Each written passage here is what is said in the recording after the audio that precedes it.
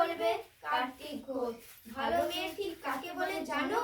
ভালো ছেলে মানে কি তুমিও বলবে সহজ প্রশ্ন। মাপকাঠি একটি, যে মেয়ে পেয়েছে অঙ্কে 100, যে ছেলে ভূগোলে সেরা, তারাই তো ভালো। সবাই বলছে হীরের টুকরো এরা। কাগজে তাদের ছবি ছাপা হয়, টিভিতে দেখায় মুখ। ওদের জন্য আমারও ভাই আনন্দেতে ভরে বুক। তবু কেন জানো তোমাকে বলছি, দেখে শুনে পাই ভয়। শুধু এত এত নাম্বার পেলে ভালো ছেলে মেয়ে হয়? আচ্ছা ধরো না, যে মেয়ে পেয়েছে অঙ্কে অনেক কম, ওর গান শুনে সবাই হাততালি হরদম।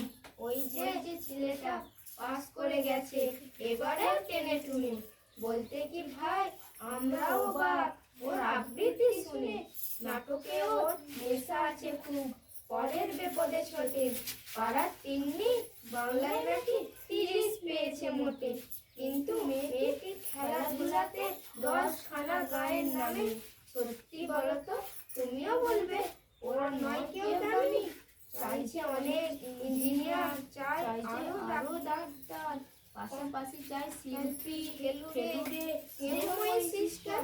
কম নম্বর পাওয়া ছেলেটি কারিগর বলে আজ দেশটা বলছে ওর হাতে দেখো কত দরকারি কাজ। পরের দুঃখে কাতর যে মেয়ে মুক্তি করেছে কালো। কম নম্বর পেয়েছে বলে কি বলবে না ওকে ভালো?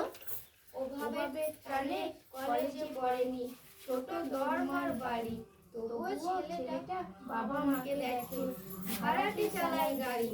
তাই বলছি কি শুধু নম্বরই হয় নাকি মাপকাঠি?